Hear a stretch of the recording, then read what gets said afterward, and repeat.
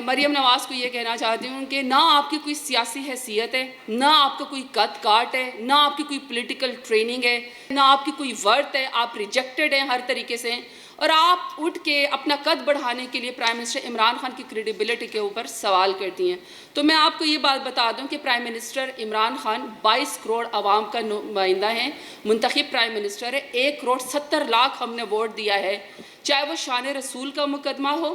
چاہے امت مسلمہ کا مقدمہ ہو، چاہے کشمیر کا ایشو ہو، چاہے فلسطین کا ایشو ہو، پاکستان کا ایشو ہو جس میں آپ نے اپنی ساورینٹی کے اوپر کمپرومائز نہیں کرنا ہوتا ہے، اور وہاں پہ آپ بڑی طاقتوں کو کہتے ہیں کہ ایبسلیوٹلی ناٹ، اور ہم آپ کے جو ہے وہ الائز کانفلکٹ میں نہیں بنیں گے، ہم صرف امن کے اندر آپ کے نمائندہ بنیں گے یا آپ کے ساتھی بنیں گے۔ یہ وہ شخص ہے جو اس وقت انٹرنیشنل پالیٹکس کے اندر جس کی کریڈیبلٹی اور جس کا بیان جو ہے وہ میٹر کرتا ہے۔ ہر فورم پہ پرائم منسٹر عمران خان کو بلایا جاتا ہے، چاہے وہ کلائمیٹ چینج کا ہو، چاہے وہ ڈیولپ یا انڈر ڈیولپ کنٹریز کے بارے میں ان کی ڈیولپمنٹ کے بارے میں بات کرتی ہوں، یا کوئی اسٹریٹجک فورم ہو، OIC سے لے کر UNO سے لے کر،